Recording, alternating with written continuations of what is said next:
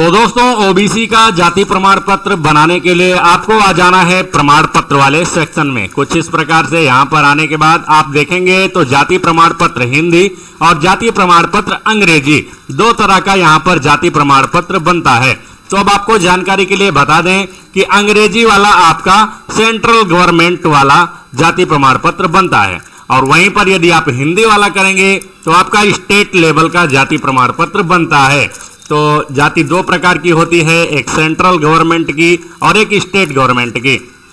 तो मैं आज स्टेट गवर्नमेंट वाली ऑनलाइन करने जा रहा हूं और यदि आपको सेंट्रल गवर्नमेंट का जाति प्रमाण पत्र चाहिए तो आप यहां से सेंट्रल वाला जाति प्रमाण पत्र अंग्रेजी वाला सेलेक्ट करके बना सकते हैं। तो अंग्रेजी वाला जब आप सेलेक्ट करेंगे तो पूरा फॉर्म आपको अंग्रेजी में भरना होगा। जैसा कि मैं हिंदी वाला करूंगा स्टेट गवर्नमेंट का, तो चलिए इसी पर क्लिक कर लेते हैं। जैसे ही जाति प्रमाण पत्र हिंदी वाले पर क्लिक करेंगे अब आपके सामने कुछ इस प्रकार से ई-केवाईसी सत्यापन करने के लिए बोला जाएगा। अब यहाँ पर जिसका भी आपको जाति प्रमाण पत्र बनाना है उसका आधार नंबर इस वाले बॉक्स में डाल देना है।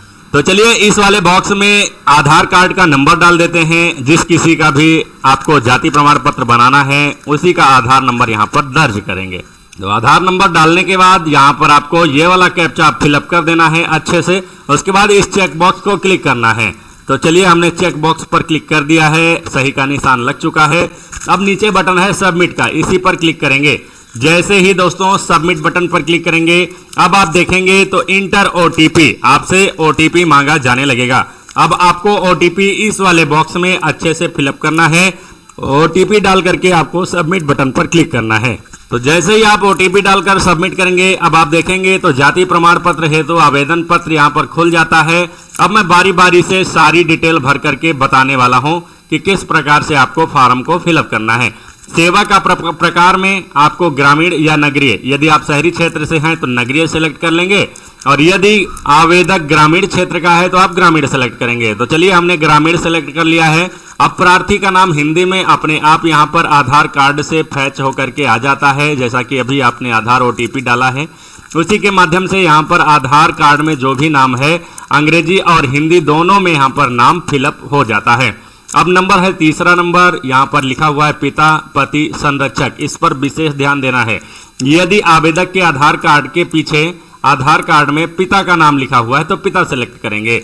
यदि आधार कार्ड में पति का नाम लिखा हुआ है तो पति सेलेक्ट करेंगे, या फिर आधार कार्ड में किसी और गार्जियन का नाम लिखा हुआ है तो यहाँ से संरक्षक सेलेक्ट करेंगे। तो चलिए जैसा कि आवेदक के आधार कार्ड में पिता का नाम दिया हुआ है तो हम पिता सेलेक्ट करेंगे और इस वाले बॉक्स में पिता का नाम फिलअप करेंगे। और हाँ दोस्तों, जो भी डिटेल आप फिलअप करेंगे सारा कुछ हिंदी में ही फिलअप होना है, अंग्रेजी में यहाँ पर बिल्कुल फिलअप नहीं होना है क्योंकि आपने हिंदी वाला फॉर्म सेलेक्ट किया हुआ है। तो यहाँ पर हिंदी में पिता का नाम डालेंगे, 4 नंबर पर माता का नाम हिंदी में डालेंगे।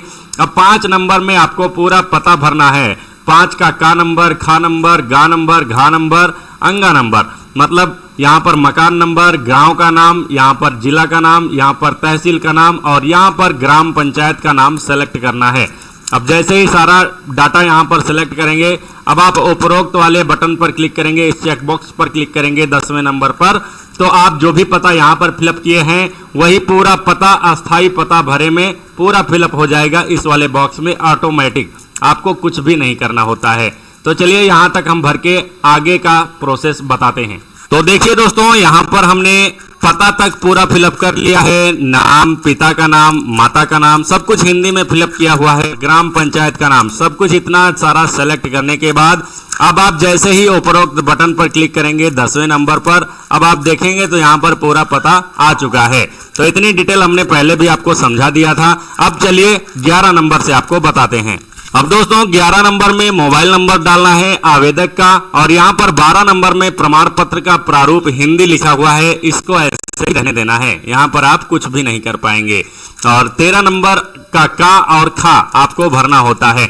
तो 13 नंबर का में आप सेलेक्ट करेंगे पिछड़ी जाति, अनुसूचित जाति या अनुसूचित जनजाति या विमुक्त।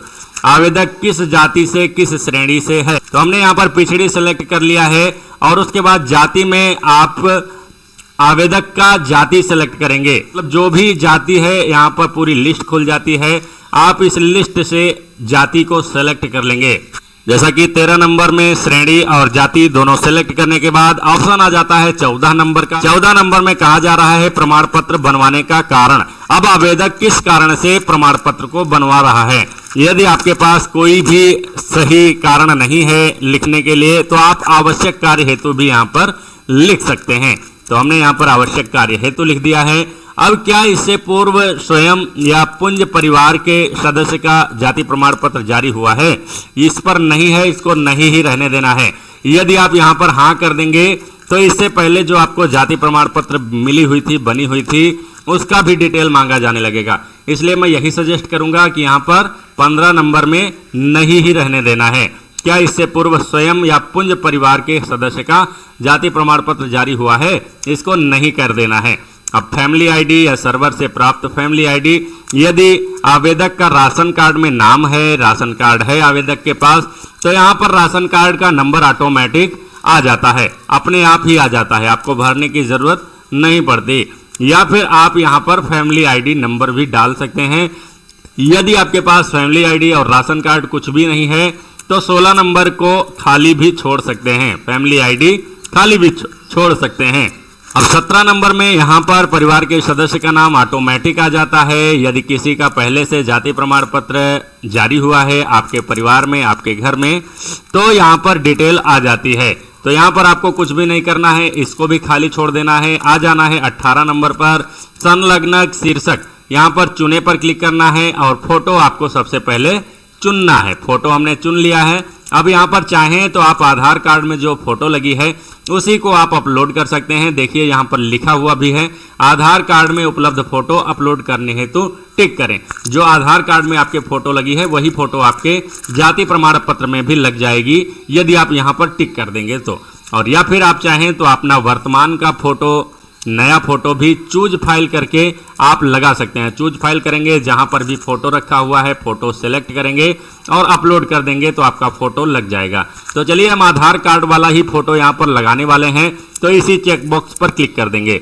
जैसे ही चेक बॉक्स पर क्लिक करेंगे अब आप देखेंगे तो यहाँ पर फोटो लग चुका है। संलग्नों की सूची, यहाँ पर देखिए फोटो लग चुका है। अब फोटो के अलावा हम कौन सा डॉक्यूमेंट देने वाले हैं, आप चाहें तो स्वप्रमाणित घोषणा पत्र दे सकते हैं, ग्राम प्रधान द्वारा जारी जाति प्रमाण पत्र दे सकते हैं, राशन कार्ड की कॉपी दे सकते हैं, या फिर अन्य में आप सेलेक्ट करके आधार कार्ड वगैरह दे सकते हैं। तो चलिए हमने अन्य सेलेक्ट कर लिया है। अब यहाँ पर एक बॉक्स फिर से खुल गया है, इस पर लिखेंगे आधार कार्ड हिंदी में, जैसा कि हम आधार कार्ड देने वाले हैं। तो देखिए हमने आधार कार्ड लिख दिया है और यहाँ पर चूज फाइल करेंगे। उस आधार कार्ड को चूज फाइल करके यहाँ से सेलेक्ट करेंगे, जैसा कि हमने आधार कार्ड को सेलेक्ट कर लिया है। अब यहाँ पर अपलोड का बटन है, इसी बटन पर क्लिक करेंगे। जैसे ही अपलोड बटन पर क्लिक करेंगे अब आप देखेंगे तो आपका आधार कार्ड भी यहाँ पर संलग्नकों की सूची में अपलोड होकर के आ जाता है। अब इंटर सिक्योरिटी कोड, ये जो सिक्योरिटी कोड दिखाई दे रहा है इसी सिक्योरिटी कोड को इस वाले बॉक्स में अच्छे से फिलअप कर लेना है। सिक्योरिटी कोड फिलअप करने के बाद नीचे दर्ज करें का बटन है, इसी दर्ज करें बटन पर क्लिक करना है। अब दोस्तों जैसे ही आप दर्ज करें बटन पर क्लिक करेंगे आपका आवेदन पत्र कुछ इस प्रकार से फिलअप होकर के प्रीव्यू आ जाता है। अब यहाँ पर नीचे चले आएंगे, नीचे आने के बाद आप देखेंगे तो यहाँ पर संशोधन करें का बटन है और दर्ज करें का बटन है। यदि इस आवेदन पत्र में कोई कमी है, फिलअप करते समय कोई गलती हो गई है तो आवेदन संशोधित करें पर क्लिक करके आप फिर से बैक फॉर्म पर चले जाएंगे। और यदि सब कुछ ठीक है, सारी डिटेल यहाँ पर सही भरी हुई है, तो सीधा दर्ज करें का बटन है, इसी पर क्लिक कर देना है। जैसे ही दर्ज करें बटन पर क्लिक करेंगे दोस्तों अब आप देखेंगे तो आपको CSC के पे बाई वॉलेट पेज पर भेज दिया जाएगा। अब यहाँ पर आपकी CSC आईडी दिखाई देती है, इस वाले बॉक्स में CSC का पासवर्ड डालकर वैलिडेट करना है। वैलिडेट करने के बाद अब आप देखेंगे तो यहाँ पर वॉलेट का पिन मांगा जाने लगेगा। आपके CSC का वॉलेट पिन जो भी है वही वॉलेट पिन यहाँ पर दर्ज करना है और पे पर क्लिक कर देना है। चलिए हम पे बटन पर क्लिक कर दिए हैं, पेमेंट सक्सेसफुल हो गया है। अब यहाँ पर देखेंगे आप तो पेमेंट सक्सेसफुल और एक यहाँ पर ऑप्शन आ जाता है प्रोसीड या फॉरवर्ड टू अप्रूवल अथॉरिटी। जब तक आप यहाँ पर क्लिक नहीं करेंगे आपका आवेदन माना नहीं जाएगा। तो चलिए यहाँ पर हम क्लिक कर देते हैं। जैसे ही प्रोसीड फॉरवर्ड पर क्लिक करेंगे आप देखेंगे तो पावती रसीद आपके सामने आ जाती है। पावती रसीद में आपका यहाँ पर आवेदन संख्या मिल जाता है, पावती तिथि मिल जाती है और क्या आप भरे हुए हैं आय जाति निवास यहाँ पर दिखाई देने लगता है। आवेदक का नाम दिखाई देने लगता है। आवेदक के पिता का नाम दिखाई देने लगता है और सेवा शुल्क यहाँ पर 30 रुपए दिखाई देने लगती है। तो कुछ इस प्रकार से आप लोग ऐसे ही जाति हो चाहे आय हो चाहे निवास हो, आप लोग आवेदन करेंगे और यहाँ तक आपको पहुँचना होगा। जब आपको पावती रसीद मिल जाए तो समझिए आपका आवेदन कंप्लीट हो गया है। अब इसको आवेदन होने के बाद जाति प्रमाण पत्र में 5 से 7 दिन का समय लगता है। आपको इंतजार करना होगा और यहीं पर वॉलेट में ही आपका आ जाएगा। आप निकाल करके प्रिंट करके उसको काम में यूज कर सकते हैं। तो चलिए दोस्तों, आशा करता हूं कि आप लोग जाति प्रमाण पत्र भरना सीख गए होंगे CSC पोर्टल से, ई-डिस्ट्रिक्ट पोर्टल से। आशा करता हूं वीडियो पसंद आया होगा। यदि वीडियो पसंद आया है तो वीडियो को लाइक करें, चैनल पर नए हैं तो चैनल को सब्सक्राइब करें, क्योंकि मैं इसी प्रकार के जानकारी भरे वीडियोज आप सभी के लिए लाता रहता हूं और आगे भी लाता रहूंगा। तो चलिए दोस्तों, बाय बाय, मिलता हूं किसी नेक्स्ट वीडियो में। तब तक के लिए बहुत बहुत धन्यवाद। जय हिंद दोस्तों।